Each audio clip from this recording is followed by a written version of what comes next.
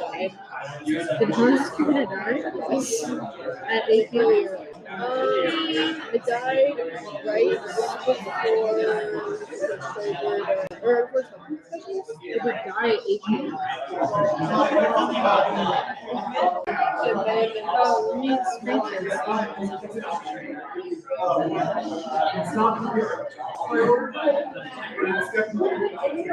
Whatever. It's just the sub-teams right now that's like reviewing everything. That's where we're at.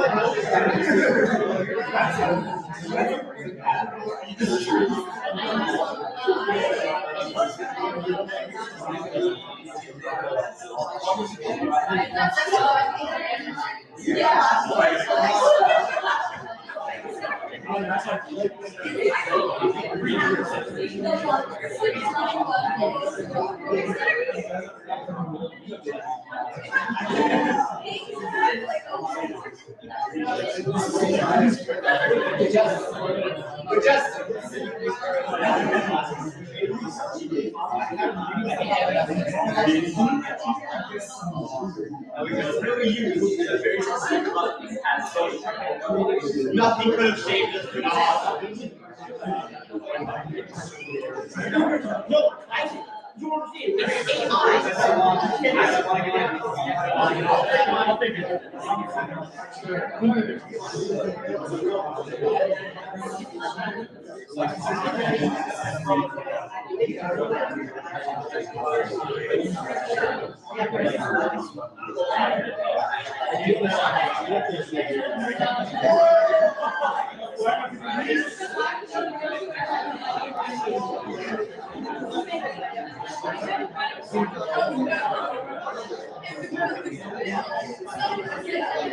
understand?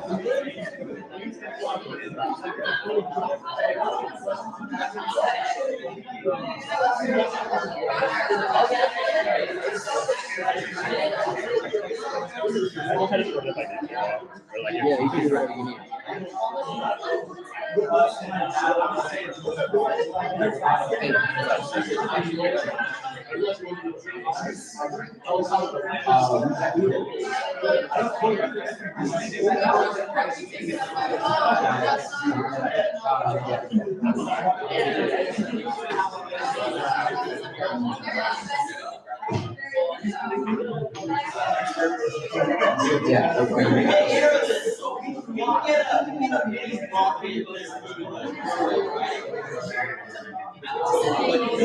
Yeah, yeah, I'd sent out the second part.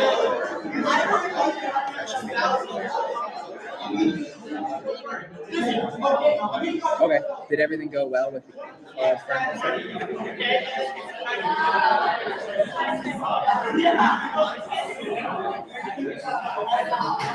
Well, it's you want the chips to fall through, not really the sand. I mean, the sand's a byproduct.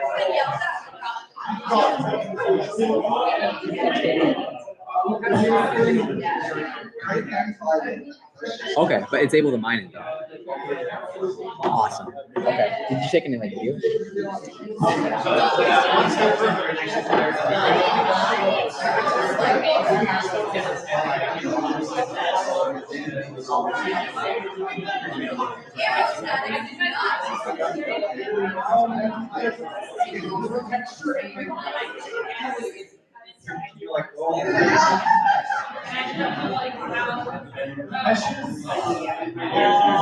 Okay, we can talk about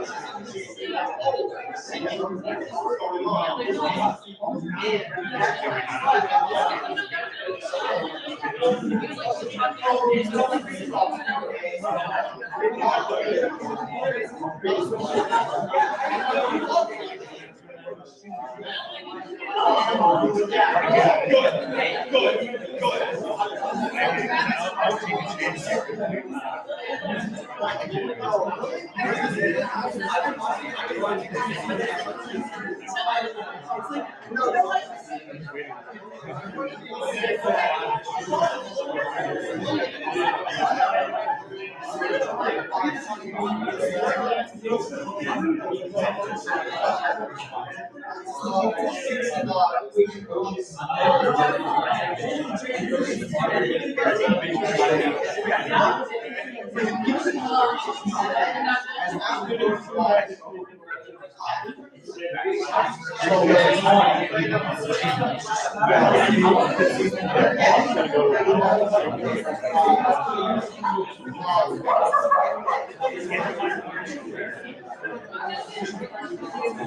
looks like it's like auto tracking. Huh? Oh yeah, go ahead. I don't know if I like that or not. I feel like That is pretty cool.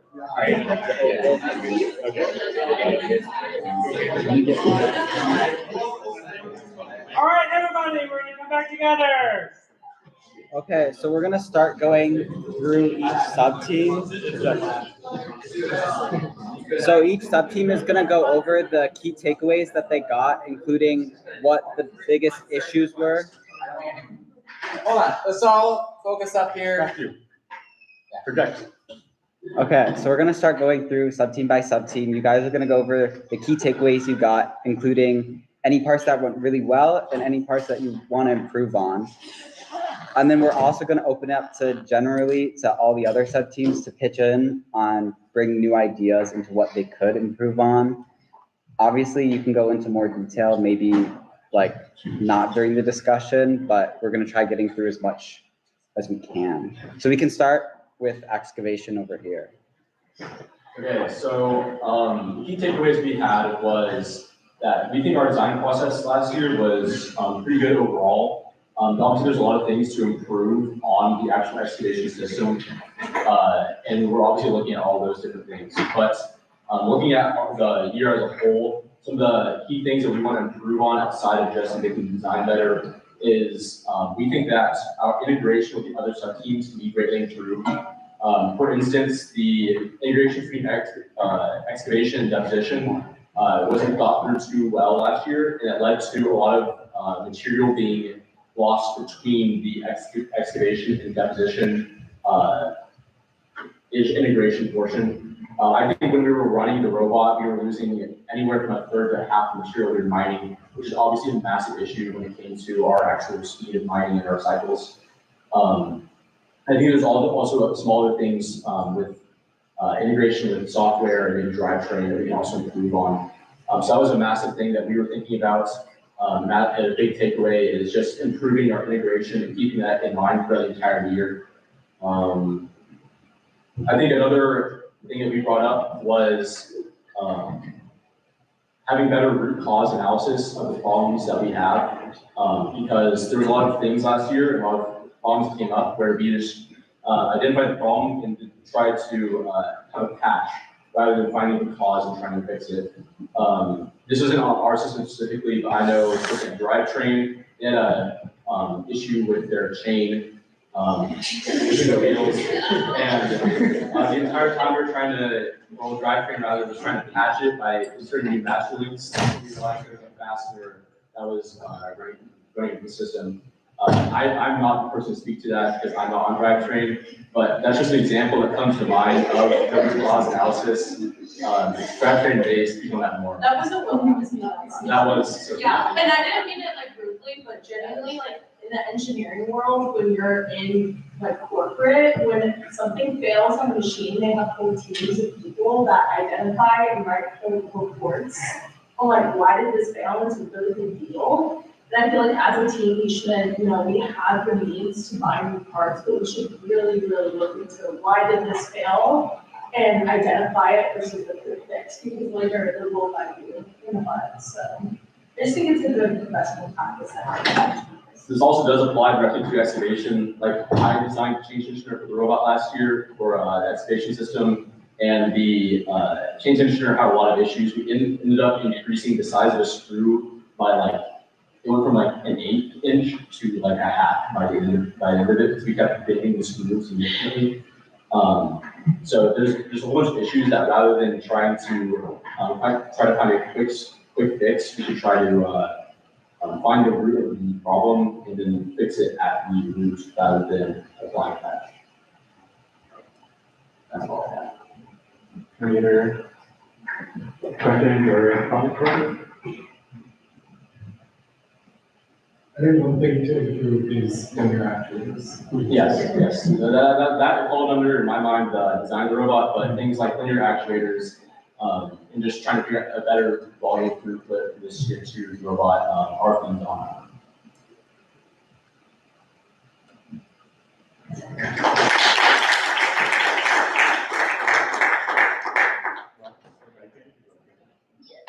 So we did talk about So change. every second just kind of improve. It was discussed switching chains to axle, but if we continue with chain, we're gonna have a couple people just focused on making an actual chain conditioner. And then using asymmetrical designs so that the fastener issue doesn't happen.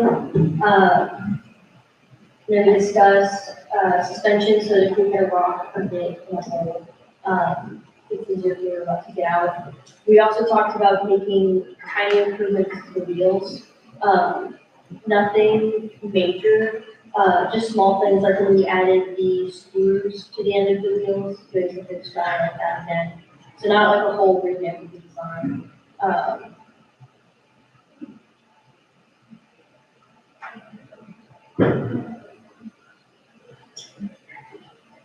Oh yeah. Having people do CAM before manufacturing season hits. Stares at that box. So doing something for that before manufacturing season hits, because some people felt lost when that happened. I think that's already in the plan, right? Yeah. It was discussed. CAD training is fun to start around PDR time. Yeah. Yeah. CAD training can as well. But. I don't think I have everything for us. We also talked a little bit about like dust tolerance, stuff, but using the tape and figuring out what they want to say, working through the Okay, does anyone have any comments or concerns? Just one thing to keep in mind is, I remember there was an assembly problem with the gearboxes last year in terms of the keys and in terms of getting the keys into position where they need to be and getting the key shafts in. So if we're using key system again, and I don't know, maybe it's spline shafts or something, then making sure that you're taking into account the positioning and placement of the keys. And that goes for we use keys all over the place. So making sure that those keys assembly is taken into account, whether that's through changing spacers to be snap-on or whatever. I think it's important to remember.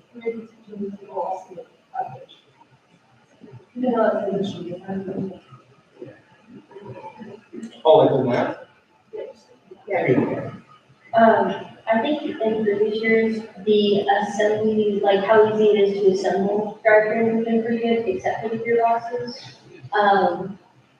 But that can be checked before CDR, just have like a couple people who haven't worked on it in a while, just look over different parts. How would you make this?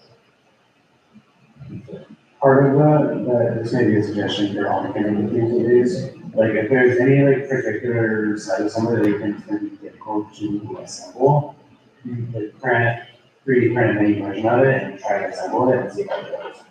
So you can detect challenges then rather than getting actual assembly. That is just all mechanical teams. Okay, so now we're gonna move on to deposition. And if we could pick, not to rush anyone, but if we could pick up the pace maybe a little bit so we can get through everyone. Okay, I think the general sentiment from depositions that we're pretty happy with how we did last year, or things to improve on, like what exhibition said, integration, and we're hoping to work cooperation with excavation drivetrain. Of other things like dust mitigation, talking about active dust mitigation practice, stuff like that. Yeah. One quick thing that I think Evolution probably could have done a better job of was design for maintenance. If there's ever a reason that you needed to take deposition, do something with deposition or basically anything, or access any of the motors sort of beneath that position, you had to untension the belt and then take out one of the like pulleys, right, to access it, or you had to take off the whole system. So I think thinking, trying to optimize maintenance a little bit better. I think keeping in mind tolerance stack up, this kind of also applies for all sub teams, but I remember last year putting in those load cells, that was pretty tough because we were trying to line out like 3 holes through 3 separate parts, which were not in 3 totally different locations. So just keeping in mind. Part of that was Alex's fault. Yes, it was. But it is a very good point. Right.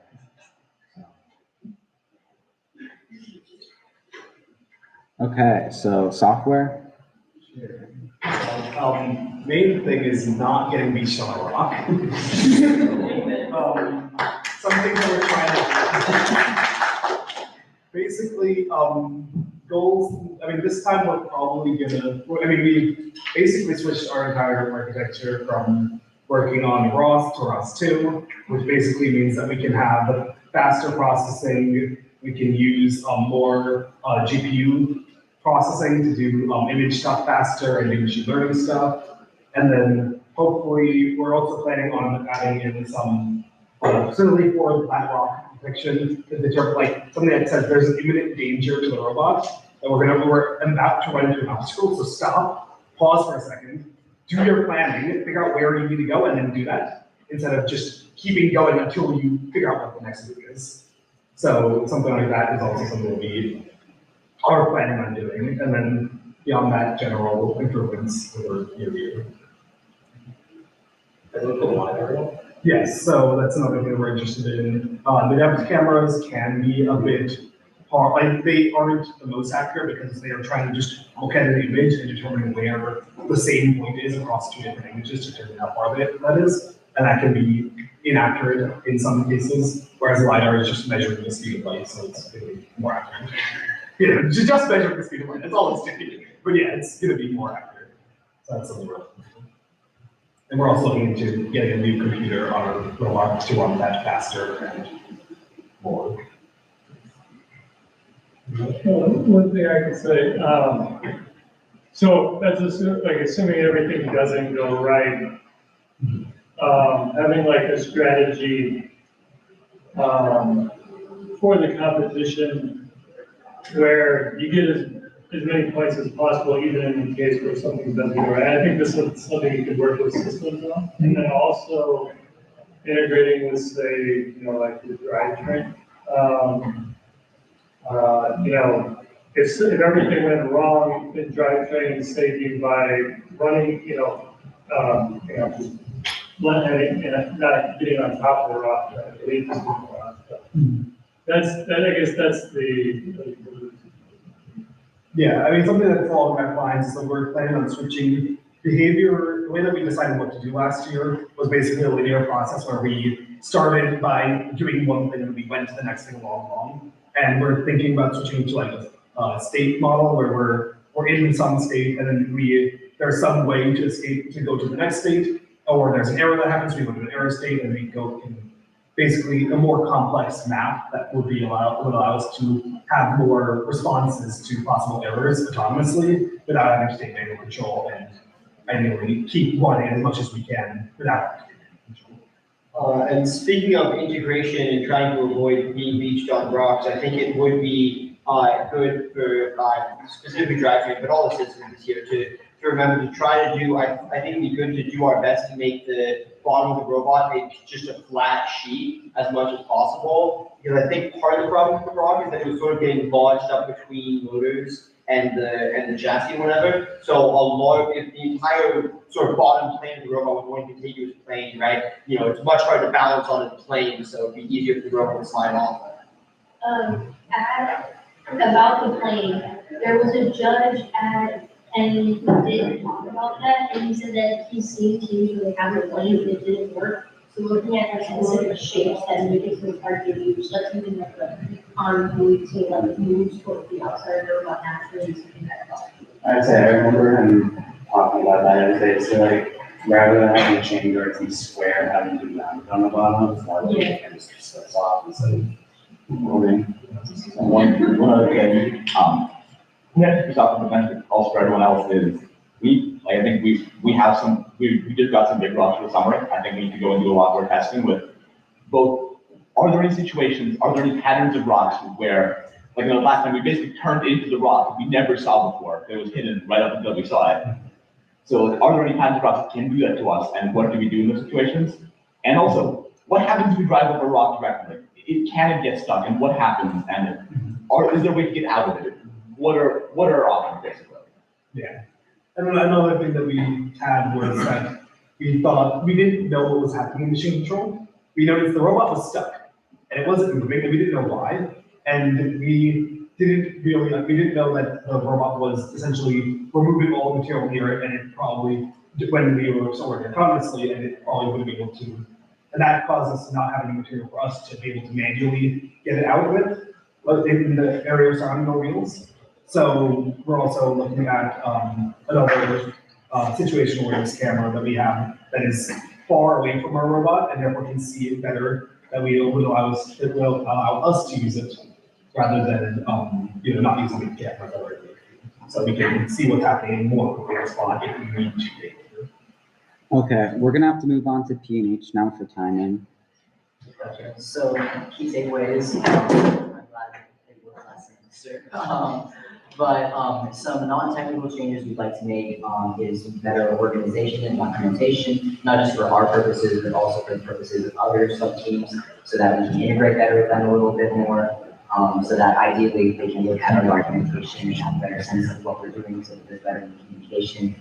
Common hardware is a little bit more streamlined with everyone else rather than our own little isolated sub-team like last year. I'd like to work on that a little bit. More technically speaking, maybe some better methods for debugging, such as indications on power input and output board to see if they're input about the correct amounts of power, so that we can see individually what is working.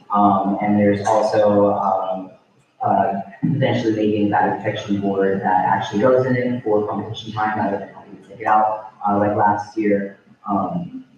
And then again, just more little things like that, such as the PB board from last year. We'll be replacing it just with 2 DC-DC converters and then our own custom rails that we have rather than trying to make that one board. I also personally think because, in terms of integrating with other teams, the main integration is, of course, the electrical box. And I think designing the electrical box was, all the outlets and ports, I think, was pretty good last year. But I think trying to find layouts of boards such that you can sort of place the holes before we actually get the box would, I think, probably save us a lot of time and a lot of headaches and a lot of having to, punch and drill the holes ourselves, right? Yeah, for the documentation, that's what led this to a few people is I only had a good schematic board last year, but I want a more in-depth schematic, like even if it's just every board to scale, and also most of the wire connections. Like exactly how big each bulkhead would be, exactly how big each board would be, and then again, what wire connections we have to make sure that everything is planned out exactly as it's going to be. I think that'll save us a lot of headache in the long run if we have everything exactly as we know before. So hopefully this discussion was beneficial for all the sub-teams. Hopefully you guys do take these with you guys as we go into the season, and thank you guys.